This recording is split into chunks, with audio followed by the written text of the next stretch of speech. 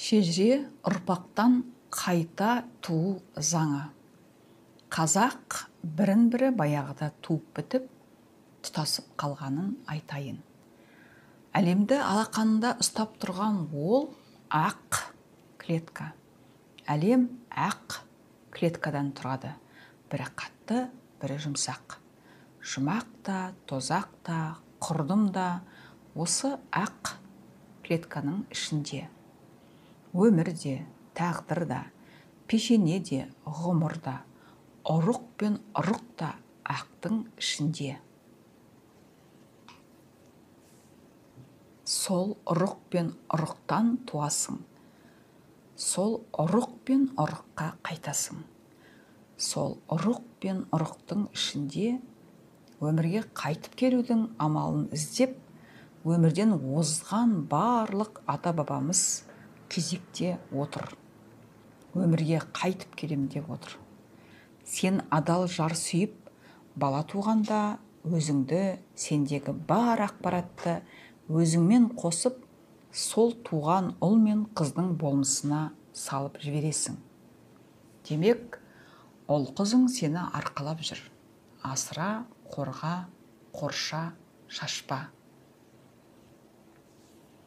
Сен өзіңнің ендігіңде кешегі өмірден өткен тегіңді өзіңмен бірге арқалап жүрсің. Мүмкін сенің бір балаң сол аталарыңның бірі еместігіне кім кепіл? Мән бермейміз, атасына тартып туған дей саламыз. Нағашысына тартып туған дей саламыз. Терең ойлап қарасақ, сен ұл қызыңды тудың, ұл қызың сені қайта туады. Айналып тұр, өмір үзілмей тұр. Керемет байланыс. Ең кереметі, сен ұлтыңды, ұлтың сені қайта туады. Қазақ бірінен бірі баяғыда туып болған, өмірі дөңгеленіп қалған. Қазақ шежіре заңы жолымен сұраса келсең, қойныңдағы қатының қарын бөлең болып шығады. Бұдан артық қандай туыстық керек? Бөлең қойныңда жатыр.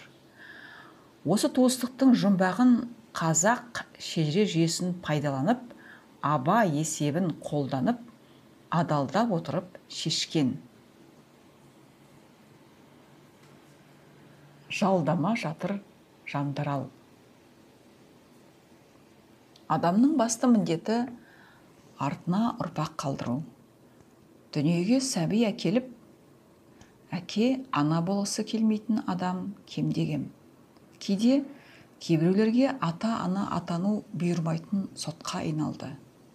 Заман өзгерді, технология дамыды, суррогат ана деген шықты.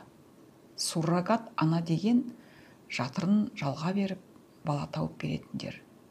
Бала сүйгісі келетін адам бала сүю мәселесін шеше алатын болды. Бір қарағанда айналасы теп-тегіс, кемдігі жоқ дүние. Қазақтың шежіре заңын да бұл әдісті дұрыс деп таппайды. Бірақ елімізде 2004 жылы суррогат ана атану заңмен бекітілген. Тәңірлік Құдай не дейді? Өмірге қайта келуді аңсап тұрған аруақтар не дейді?